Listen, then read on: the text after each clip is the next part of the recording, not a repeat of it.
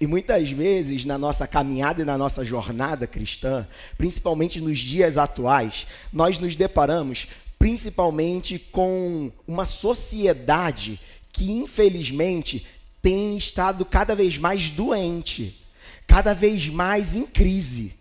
Em crise, não porque está com doença física, por uma enfermidade física, mas por questões mentais, psicológicas. Tem acontecido demais. A gente olha, né, para um tempo passado, a gente fala, pô, mas no meu tempo não era assim, hoje em dia acontece muita coisa. E quando a gente vai reparar uns nos outros, avaliando, olhando os nossos contextos, a gente percebe que nós vivemos de uma maneira que a gente sempre vive em função da aprovação do outro. Isso tem adoecido as pessoas, porque a gente vai perdendo a nossa real identidade, nós vamos perdendo a nossa autenticidade. A gente começa a viver uma vida em busca de circunstâncias e situações que vão satisfazer o nosso próprio eu. A gente vive buscando respostas de Deus para tudo na nossa vida. Ué, é errado eu buscar a resposta de Deus? Claro que não. Mas o problema é que a maioria das respostas que nós desejamos de Deus são aquelas que vão agradar somente o nosso próprio eu. Nós acabamos de cantar que a Ele a glória, a Ele a glória, a Ele todo louvor. Mas será que dele, por Ele e para Ele nós temos vivido a nossa vida? Esse é um questionamento em que eu me faço nos dias de hoje. É um questionamento não que eu estou fazendo de mim para você, mas é um questionamento que eu estou fazendo para mim mesmo. É um questionamento que eu estou fazendo quando eu olho para a minha vida. Quando tenho uma oportunidade, por exemplo, de estar aqui hoje, num domingo, compartilhando a palavra do Senhor, para que eu realmente faça com que esse momento seja o momento do Senhor e não da minha glória. Porque não tem a ver se eu vou falar bem ou mal, tem a ver com que se eu deixei com que o Espírito Santo de Deus me conduza a fazer com que a palavra dele realmente seja viva, seja eficaz, com que ela possa penetrar no mais profundo dos nossos corações. Essa é a realidade. Não tem a ver comigo ou com você, mas tem a ver com a glória de Deus. E quando a gente vai olhar para a palavra de Deus, eu gosto muito de olhar para as histórias de Paulo, né? Paulo foi um cara, um grande missionário, um apóstolo, um cara que é uma grande referência, foi um dos que mais escreveu ali, né, no Novo Testamento, as suas cartas, enfim. Quando a gente olha ele falando, né, com a igreja de Corinto, a gente vê que ele está falando justamente por um povo, por uma igreja que se perdeu no caminho. Para um povo em que o seu coração estava muito mais voltado para aquilo que eles podiam receber. Estava muito mais voltado para a mística do Evangelho. Como assim? Porque eu vou sempre atrás daquilo que vai me satisfazer. Que chegou a um certo ponto, quando a gente vai abrir aqui a palavra de Deus, na segunda carta de Paulo aos Coríntios, no capítulo 12, quando a gente começa, nós vamos ler somente 2 versículos, são versículos bem conhecidos, mas antes da gente ler esses versículos, eu queria dizer para vocês alguns pontos, porque chega num ponto em que Paulo ele começa a entrar em conflito com aquele pessoal. Porque a igreja de Corinto, ela vivia um problema muito grande. Ela tinha algumas características que geravam crises ali neles, questões até mesmo culturais. Por exemplo, eles tinham muitos problemas ali com a imoralidade. Era um povo que se tornou totalmente voltado para imoralidades. Era um povo que tinha um problema, e eu estou te falando de crente. Eu estou te falando de gente da gente. Eles tinham problemas ali, por exemplo, quando a gente vai olhar para essa história, eles tinham um problema muito grande, eles viviam uma grande competição entre eles. Eu preciso ser melhor do que o outro, eu preciso ser melhor do que você. E aí vivia aquela competição. Assim, como consequência, o status social contava muito. Isso se tornou tão enraizado neles que começaram a surgir novos apóstolos, começando a contar para o povo as suas experiências sobrenaturais. E aí o povo ia atrás desses apóstolos, porque não, esse daqui tem mais poder. Ah, não, esse daqui é melhor. Ah, esse daqui vai fazer uma oração forte que eu vou ser curado. Ah, vai, esse aqui é bom. E aí eles começaram a confrontar Paulo, dizendo, olha, nós somos enviados de Deus. Paulo não. E aí Paulo chega no capítulo 12 da segunda carta aos Coríntios, ele começa a falar para o povo. E ele começa a fazer uma coisa que ele não gostava. Porque Paulo, se a gente for pegar, ele não era muito de contar as suas experiências pessoais. Mas ele, sendo confrontado por tudo isso, ele começa a falar algumas experiências pessoais. Inclusive, ele começa a relatar que um certo homem foi ao terceiro céu. E ele está falando dele mesmo. Só que ele não deixa claro isso de maneira explícita. Ele fala, eu, Paulo, fui. Não, ele cita como se fosse uma outra pessoa. Mas ele está falando dele mesmo. Porque ele não queria trazer essa glória para ele mesmo. Ele sabia de quem era toda a glória. E aí ele começa a falar isso. E aí o pessoal começa a ficar meio impactado com aquilo que está ouvindo. E aí Paulo, quando termina essa fala, essa história do terceiro céu, ele logo vem com uma outra fala totalmente paradoxal. O que é isso? Algo que foge um pouco da lógica. Porque você imagina, ele está falando de alguém que foi para o terceiro céu. Naturalmente, quando volta, vai dizer, uau, a experiência que eu tive com Deus foi maravilhosa, foi incrível. Agora eu sou o cara. Eu sou melhor do que todos esses outros apóstolos. Mas não, ele diz o seguinte, foi-me colocado um espinho na carne. E aí, para que, óbvio, parafraseando, para que eu me lembre quem eu sou.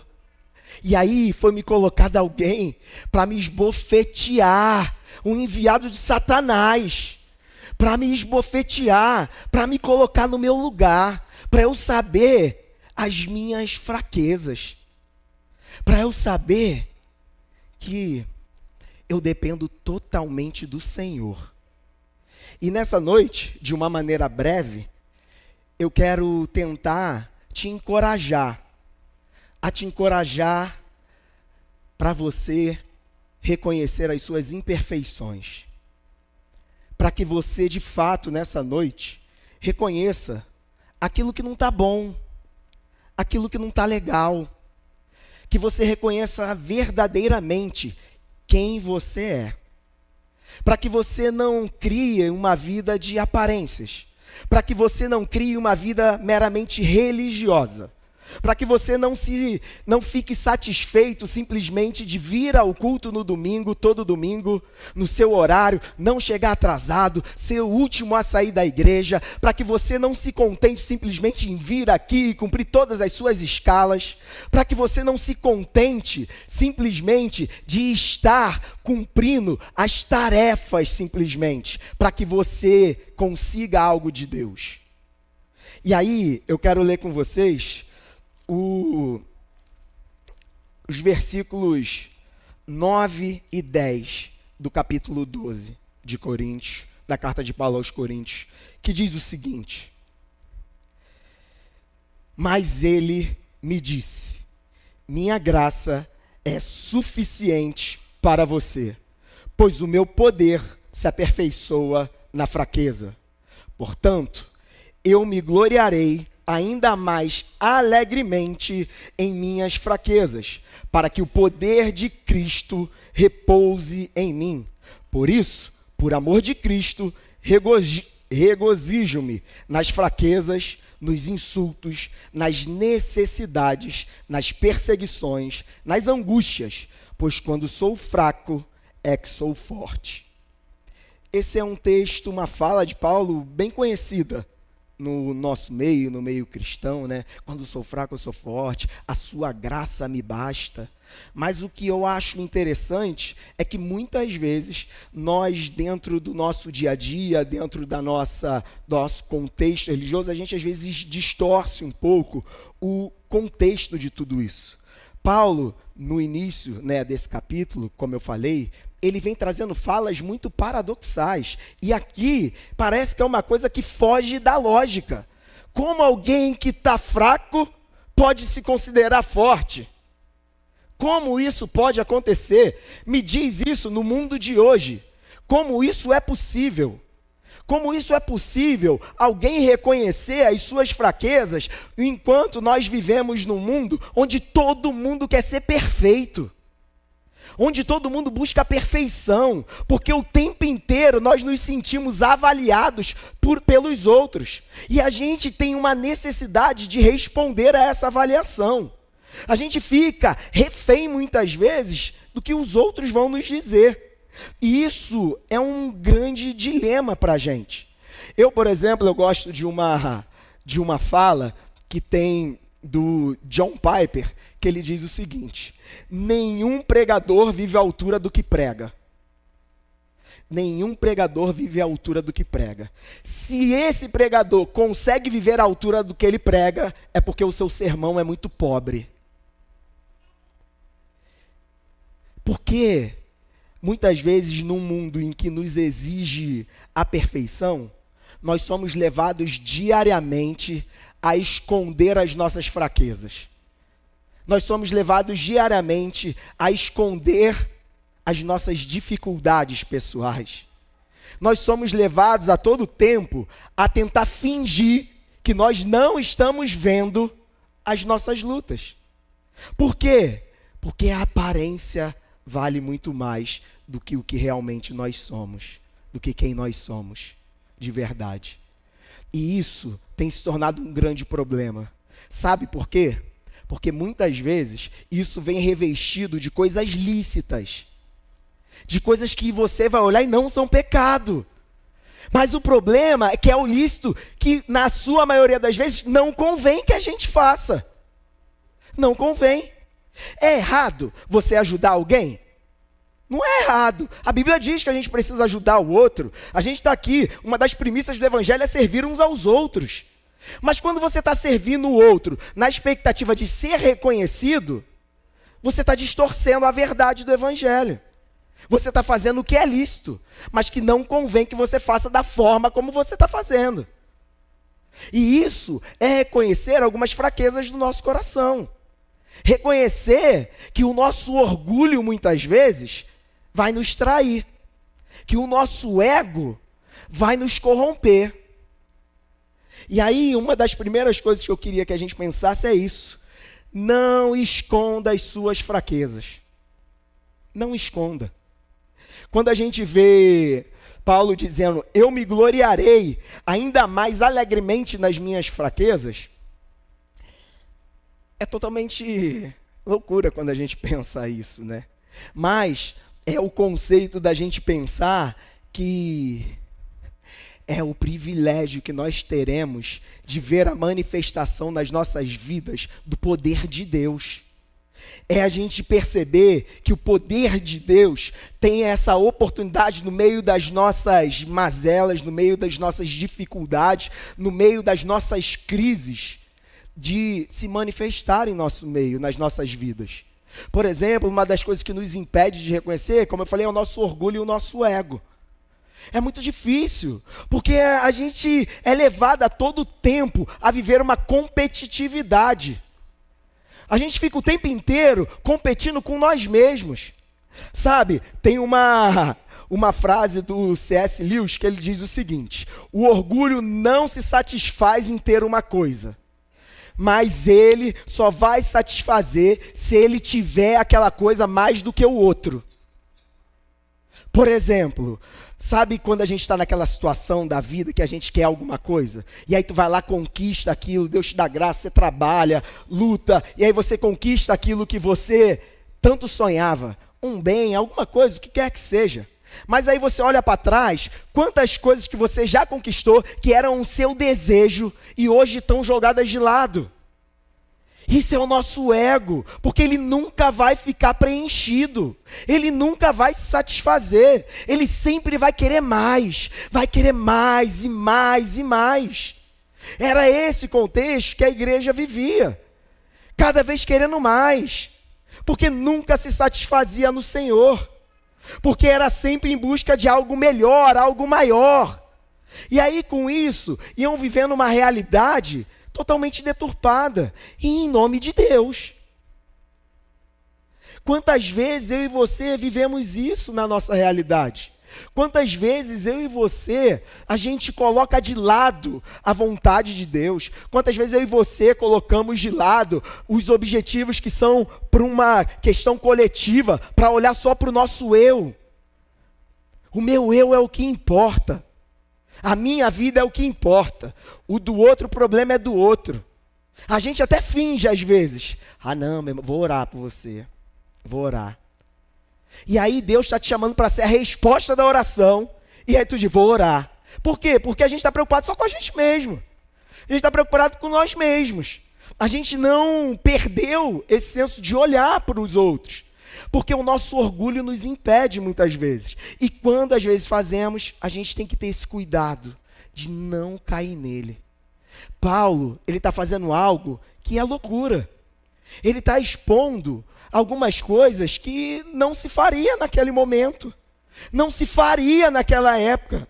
Ele não chegaria dizendo que a graça me basta, é suficiente.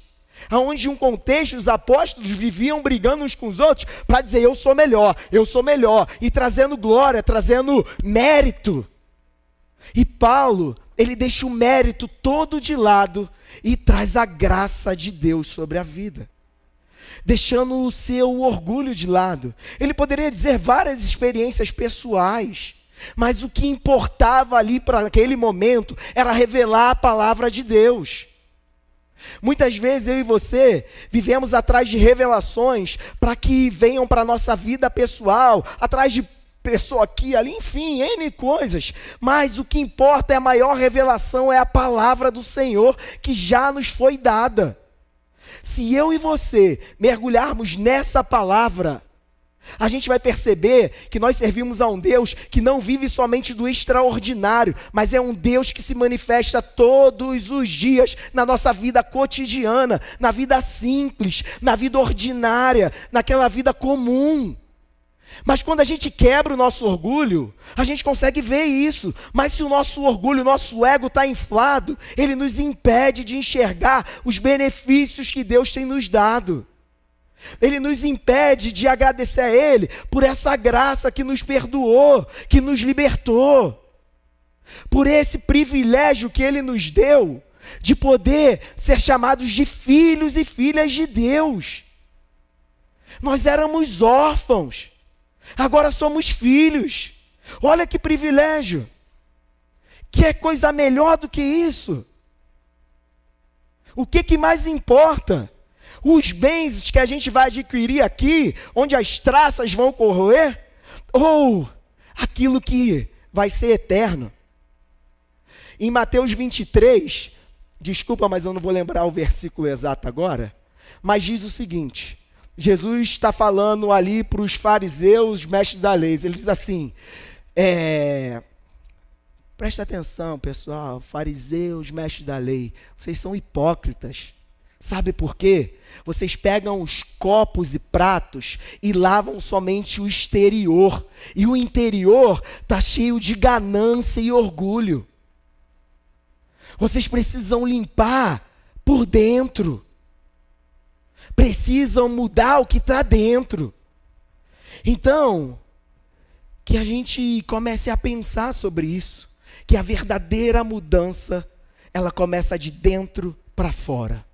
Enquanto nós formos reféns da sociedade e não tomarmos como verdade a palavra de Deus, nós sempre iremos viver buscando primeiro a aparência, ao invés de transformar o nosso coração e ter a nossa mentalidade renovada, como diz em Romanos.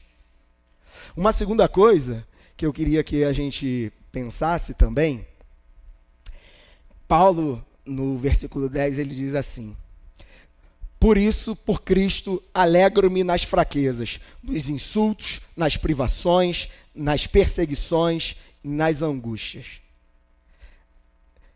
Pode parecer pesado num primeiro momento, mas não é. guarda o seu coração, por favor, não fique triste. Mas assim, para mim, eu olho aqui para Paulo, ele falando isso, para mim, eu entendo assim, ele está dizendo para mim, resolva os seus problemas. Resolva você os seus problemas. Sabe por quê? Existe muita coisa que a gente precisa resolver com a gente mesmo. Existem muitas circunstâncias que a gente vai carregando ao longo da nossa vida e a gente fica condicionando, colocando até Deus na parede. Ah, Senhor, intervém, faz isso. Por que eu estou passando por esse problema? E muitas vezes, Deus, Ele permite que você passe por algumas circunstâncias, não é porque Ele quer simplesmente, não, Ele vai fazer melhorar. É porque Ele sabe que Ele já te deu as ferramentas necessárias para que você seja a solução para alguns dilemas da vida. Mas enquanto a gente ficar empurrando, sempre tentando terceirizar os nossos problemas e dilemas, a gente sempre vai ficar nessa roda, sempre vai ficar andando em círculos. Mas isso tudo, a gente precisa primeiro reconhecer quem de fato nós somos. Segundo, ao reconhecer isso, nós vamos identificar os reais problemas que enfrentamos com nós mesmos. Ele diz aqui, sabe, eu me alegro nas fraquezas, nos insultos. Quantas vezes nós nos sentimos ofendidos e carregamos isso por uma vida inteira? Por uma vida inteira a gente carrega uma ofensa e carrega uma mágoa, uma dor no nosso coração, aonde quem te ofendeu nem lembra mais. E você está preso nessa armadilha. Você está preso nisso. E aí, quando a gente lembra da graça de Deus, que ela é suficiente, que ela nos basta, a gente lembra que ela nos alcançou, a gente não sendo merecedor, não foi nosso mérito. Não foi porque merecíamos. E quando a gente compreende isso, a gente olha para o outro, e eu não quero dizer se o outro merece ou não, porque não cabe a mim e a você julgar isso. Mas a gente tem que obedecer, é perdoar. E perdoar, não imagine que é para que você faça o outro feliz. Na verdade é para que você se livre de um peso que você está carregando há anos. Que você está carregando há décadas. E aí sempre se lembra, e isso se torna uma prisão. Mas quando você entende que a graça de Deus é suficiente, quando você reconhece as suas fraquezas, quando você entende tudo isso, você começa a amadurecer na sua fé. E isso não tem relação alguma com a idade que você tem. Não importa se você é jovem ou se você já tem mais idade. O que importa é o quanto você se dedica na relação com Deus. O quanto você se dedica a mergulhar na palavra, a estudar, a buscar mais dele, enquanto a gente pode achar. É isso que a gente precisa pensar. E aí, deixa eu dizer uma coisa para vocês. Muitas vezes, a gente fica assim, né? Esses dias é só um testemunho. Foi essa semana, eu, graças a Deus, convivo muito com a minha filha Isabela, mais velha. E aí ela passou por um problema no colégio, um problema lá com uma amiguinha, brigaram lá e tal, e tudo bem, nada de demais. E ela chegou para mim, pai, olha só o que ela me fez, e não sei o que, e começou. Eu falei, ela, e agora, o que eu vou fazer? Vai resolver você o seu problema. Vai resolver, vai lá, conversa com ela. Mas aí não, ela que tem que falar comigo. Então vai ficar sem resolver. Enquanto você ficar esperando do outro a solução do problema que você deseja, não vai acontecer. Para de terceirizar, vai você e resolva. Vai lá você. Mas ela que errou. Vai lá, você não quer resolver? Vai você e peça perdão você. Resolva o seu problema. E aí, falando isso com ela, eu comecei a falar com ela assim, né? Isso, eu e ela no carro, conversando. Eu falei para ela, filha, olha só. E aí ela começou a falar de Deus, né, algumas coisas. Começou, por que Deus está deixando eu passar por isso? Eu não sei o quê. Falei, filha, Deus é tão bom e misericordioso que Ele ainda assim, Ele nos ajuda nos nossos dilemas e nos nossos problemas. Mas para de olhar para Deus achando que Ele é o mestre dos magos, que Ele é o gênio da lâmpada e que Ele vai resolver todos os seus problemas só porque você diz, Deus resolve o meu problema aqui, Ele vai lá e resolve. Não vai, não é assim.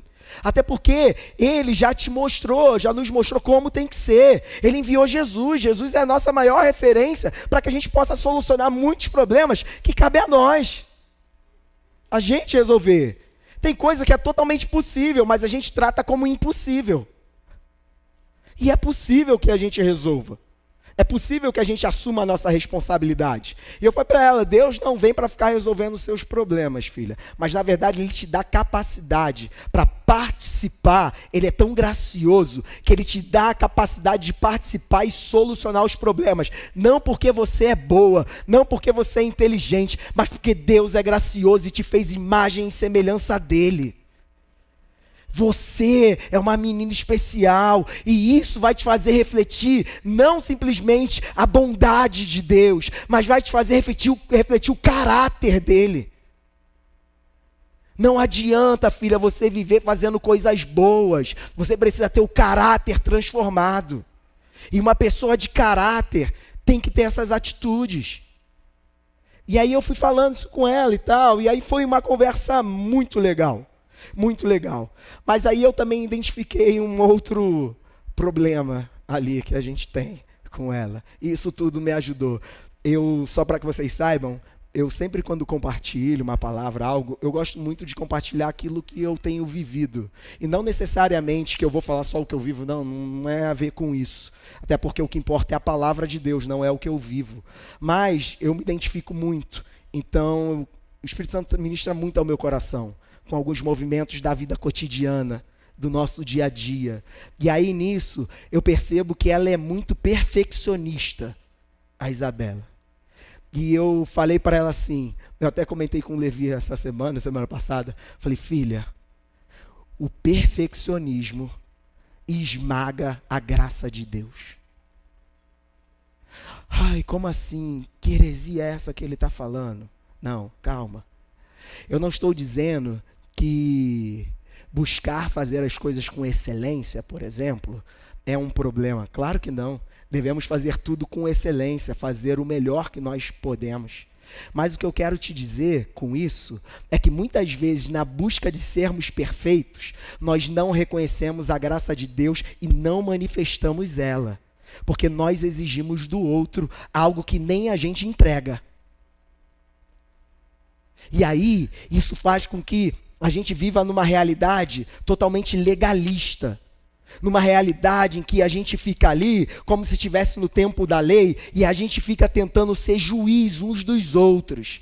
Não, esse daqui pode, esse é bom, esse é mau. Mas quem sou eu e você? Nós não temos o poder de sondar corações. E quando a gente olha para a criação, quando a gente olha para o jardim, qual foi a árvore que Deus falou que não poderia comer? De qual fruto? De qual fruto? O bem e do mal. Por quê? Porque isso ele já sabia. Porque a gente tem esse desejo de ter isso nas nossas mãos, de ter esse controle moral nas nossas mãos, da gente querer determinar o que deve e o que não deve, o que pode e o que não pode, quem é bom e quem é mal. E a gente começa a querer fazer isso. Só que eu e você, a gente precisa abandonar isso. Porque a gente precisa ter a convicção que é diante das nossas vulnerabilidades, é diante das nossas fraquezas, é diante da nossa incapacidade, é diante dos nossos dilemas que a graça de Deus se manifesta. Paulo, ele diz na carta, e eu já estou caminhando para o final, Paulo, ele diz na primeira carta aos Coríntios que ele não se preocupa, por exemplo, com que as pessoas vão julgar ele, não se preocupa com nenhum tribunal humano. Ele diz isso. E ele diz que a consciência dele está tranquila, mas mesmo com a consciência tranquila, ele não se considera alguém inocente, porque quem vai julgar é o Senhor. Ainda que a nossa consciência muitas vezes esteja tranquila, esteja de boa. Ah, não, mas eu estou certo, eu não fiz nada de errado. Eu não tenho problema nenhum. Eu estou certo. Minha consciência não está nem me acusando de nada. Se Paulo dá uma declaração dessa, quem sou eu e você? como diz a minha filha, na fila do pão. A gente precisa reconhecer as nossas fraquezas. E não se engane, achando que a graça de Deus, do que a gente está falando de uma maneira breve, é uma graça que me permite viver o erro e me arrepender e depois está tudo bem e viver nesse ciclo vicioso. Deixa eu te dizer uma coisa. Vou até abrir o texto aqui que está lá em Tito, no capítulo 2, versículo 11 e 12. Diz assim: pois a graça de Deus se manifestou salvadora a todos os homens. Ela nos instrui a renunciar à impiedade, aos desejos mundanos e a viver de maneira sensata, justa e piedosa nesta era presente. Não se engane, achando que a graça de Deus, ela te dá legalidade para você viver no erro.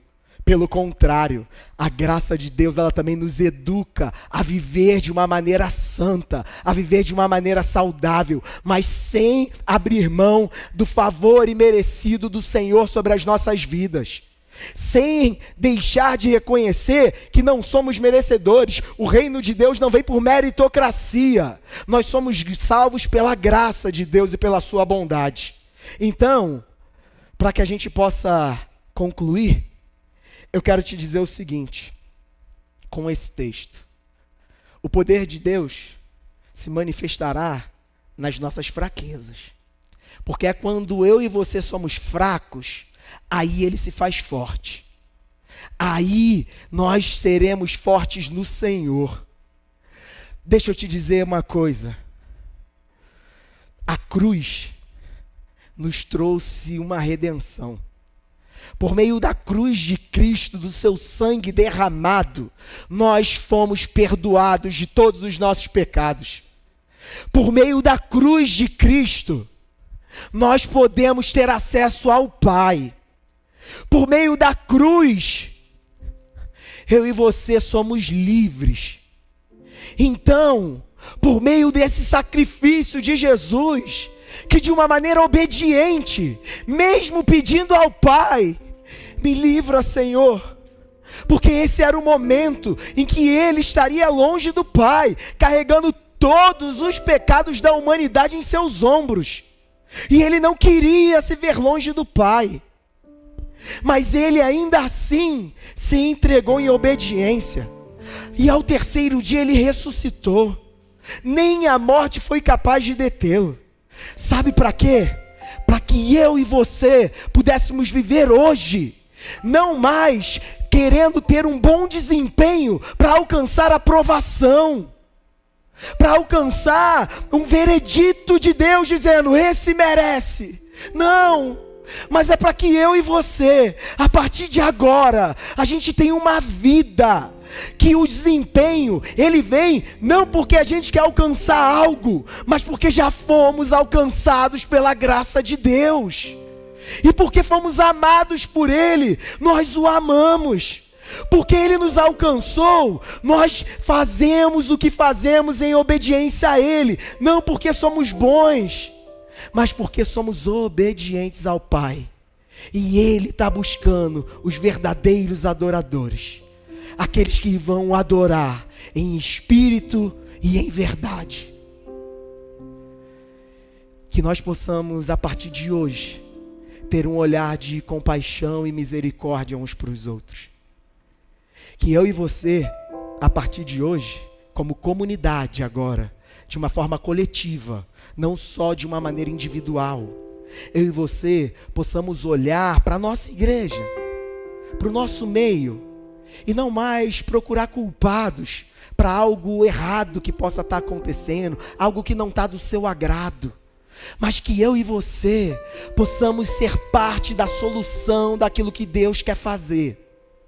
Que eu e você possamos olhar algo e dizer assim, eu consigo contribuir, porque a graça do Senhor me alcançou, porque Ele é bom, e eu não vou ter medo mais se vão dizer que eu sou bom ou ruim.